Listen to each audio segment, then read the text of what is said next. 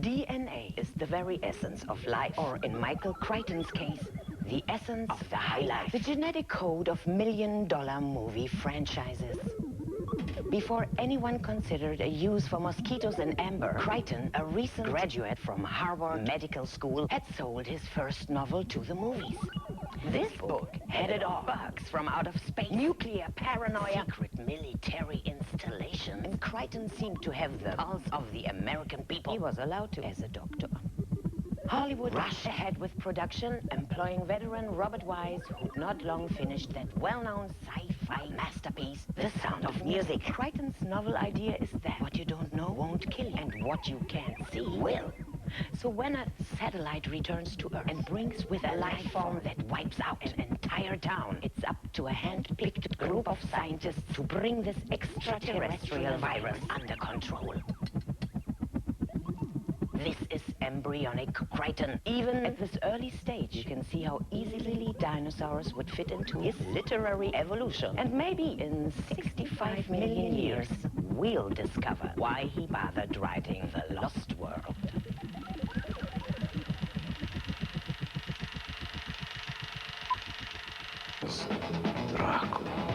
And never ever go and investigate. Gary Oldman, Winona Ryder, Anthony Hopkins, and Keanu Reeves. Bram Stoker's Dracula, part of the Gothic season on 4, Sunday at 10. Demon DNA. After the break on Sky Digital. If you can't stick around, join me next Friday from 10 for GMTV Night.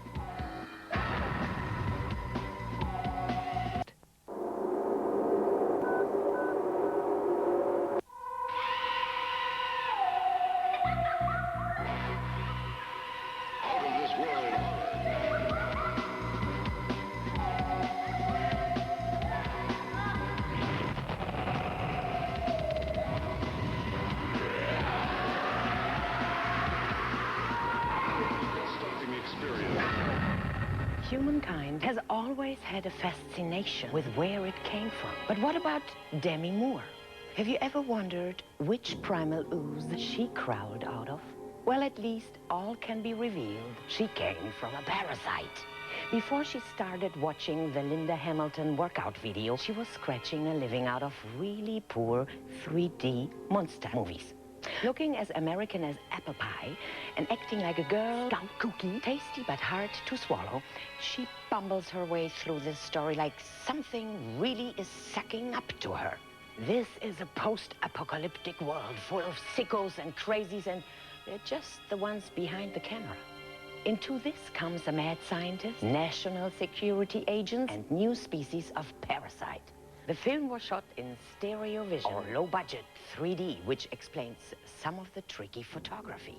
The other film carrier to survive this cinematic baptism of fire was special effects guru Stan Winston. The definition of a parasite is something that lives off someone else or benefits at the expense of others. So we actually know what Demi is, as well as where she came from.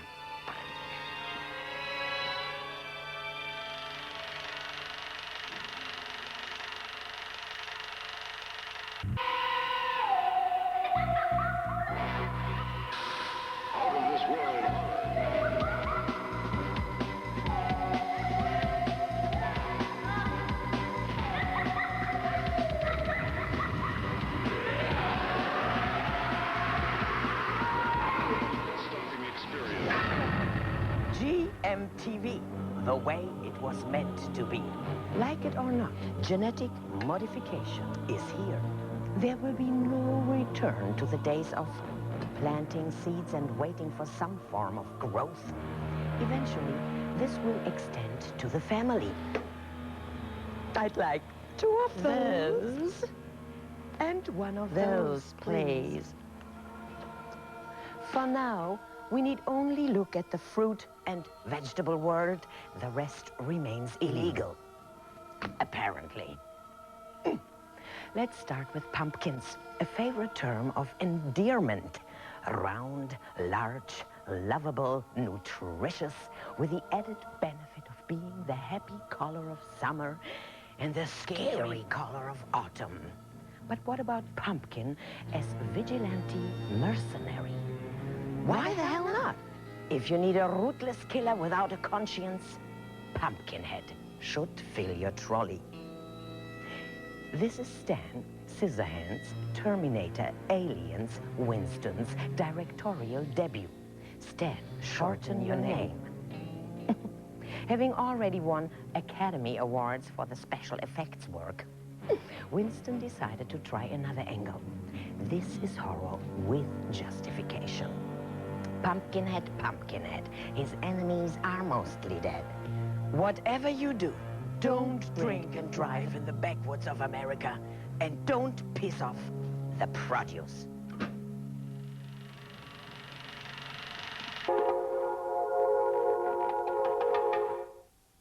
Sci Fright continues with GMTV Night after the break on Sky Digital. If you can't stick around, join me next Friday from 10 for Bugger Tonight. Oh, your handicap is small.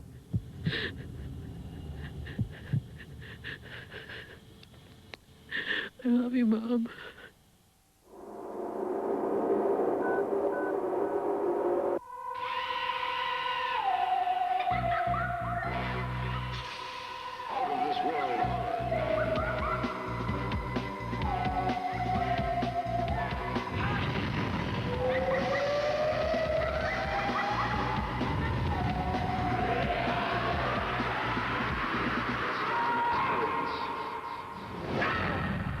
I don't know what the panic is about. This planet and probably others have been experiencing genetic modifications since the beginning of time. It's called evolution, or more commonly, mutation. We do like our freaks of nature. We've had Attack of the 50-foot woman, Attack of the giant horny gorilla, Attack of the Mayan mummy, and now the cream of the crop, Attack of the killer tomatoes. A spoof comedy horror made specifically to become a cult movie, and what's really scary is it did. The title tells it like it is. Attack of the Killer Tomatoes follows a no-hoper task force assigned to put a stop to the murderous salad favorites. There are some great moments in this totally off-the-wall production. The scenes in the advertising firm are the most poignant. What becomes obvious is just how much today's political agenda resembles a cult comedy horror from 1978. Wow. It is next.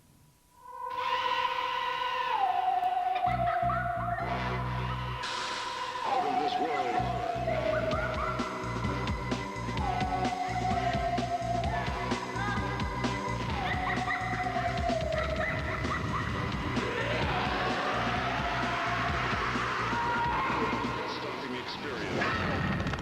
Every year, the insect population increases in size.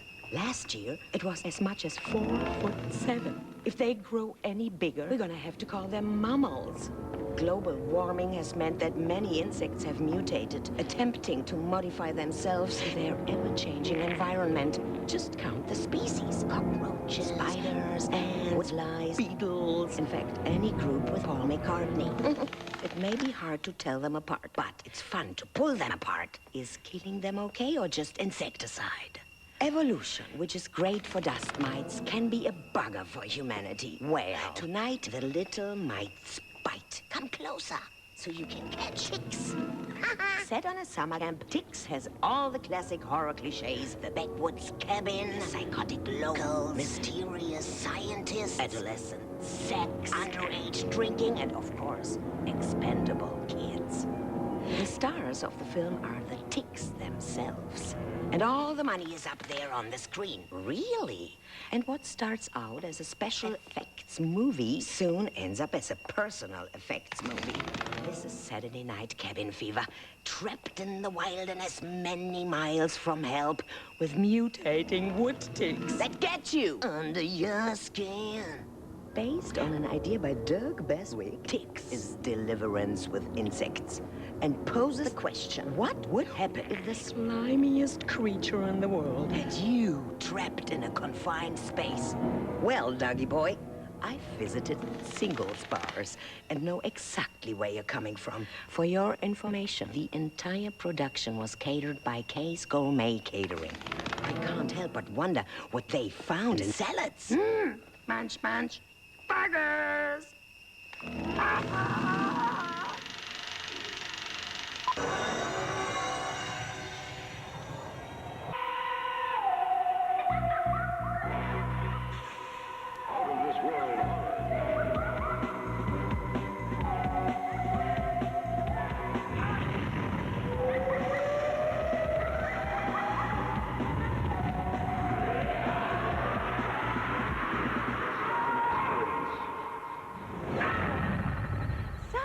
Our second feature. Not so much ants in your pants, but ants that are pants. Empire of the Ants pits mad property developers against giant ants. Sorry, who are we supposed to be rooting for? Before Hollywood made ants into something you'd find in Toys R Us, H.G. Wells saw them as a nightmare vision. Well, H.G., you old pessimist. Ants have got cuter. Once again, it's man's misuse of radioactive material that is likely to upset the picnic area.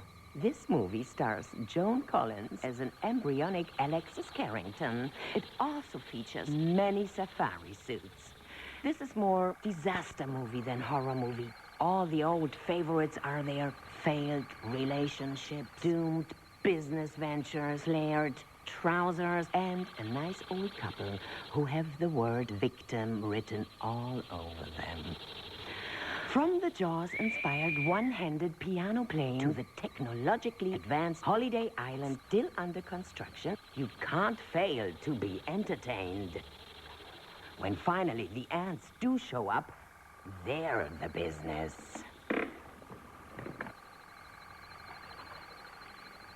Not since the invention of the magnifying glass have ants seemed so big. Don't forget that this movie was made back in the days where computer graphics were only to be found in the imagination of children. Still, it's all good hokum and very entertaining, if only for Joan, not looking a day older than she looks today. And that, let me tell you, is a very special effect.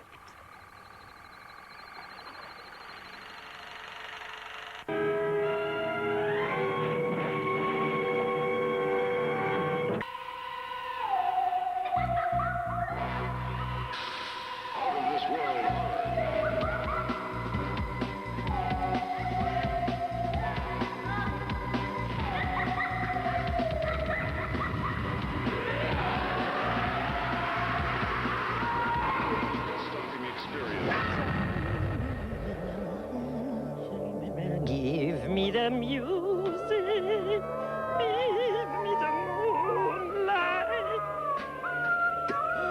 It's time for Very Scary. The moon has such a big effect on our world. It changes the tide. It changes the mood. It changes shapes. When the moon is full, it can even affect personality. Spot, your footer. It's coming. We are, after all, animals. But feel the need to constantly repress that side of our personality, fighting off the primal urge to tear open the throat of someone who's just pushed in front of you in a queue. Not surprising, then, that the study of lycanthropy, the transformation of human into wolf, has grown year by year. Spotty. Come eat. I had a friend called Wolf once. The legend of the werewolf dates back at least 1,000 years. At least as far back as the wolf whistle. But in an age of spiritual enlightenment, when it's groovy to recognize the other side of your character. It's also good to be able to recognize a savage killer that will tear your throat open if you push past them in a queue. In tonight's first feature, The Howling, come into Dante's Inferno and experience the werewolf firsthand, or Paul, a protege of Roger Corman and a student of Spielberg. Joe started his career cutting trailers, and in 1978, he made his first feature, Piranha, a homage to Spielberg's Jaws.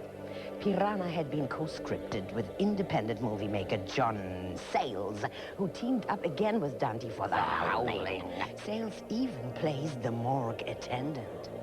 The Howling is a genuinely scary werewolf movie, and it's often overlooked in favor of John Landis's American Werewolf in London, made a year later.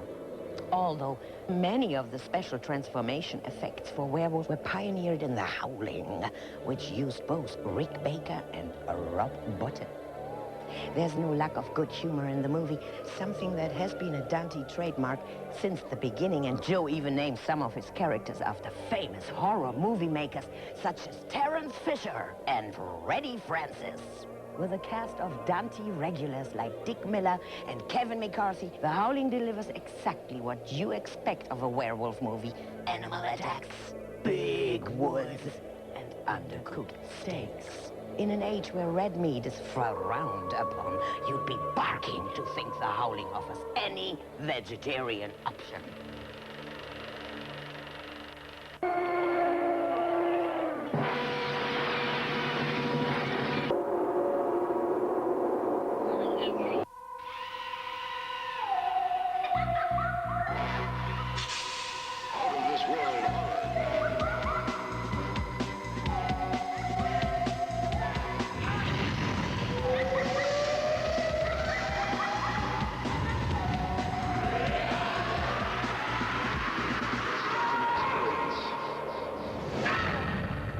Years after The Howling comes Stephen King's adaptation of his novelette, Cycle of the Werewolf, or what Dino De Laurentiis decided to call Silver Bullet. Yes, folks, it's another De Laurentiis movie.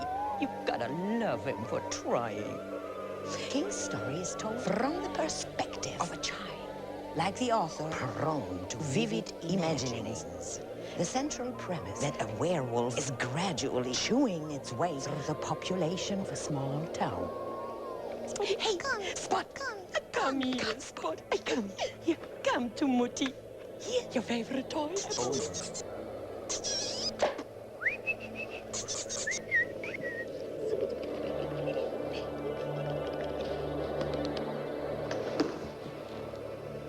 There's a theme of disability running through the picture that endeavors to show that it can be a drag, turning into a savage beast every time it's a full moon.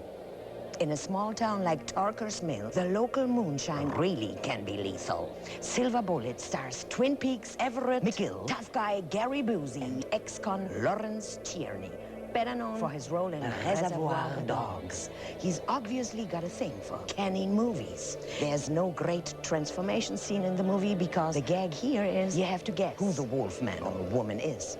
Silver Bullet. A cozy way to spend a few hours, especially if the moon is out and you don't fancy a walk. Just like Spot.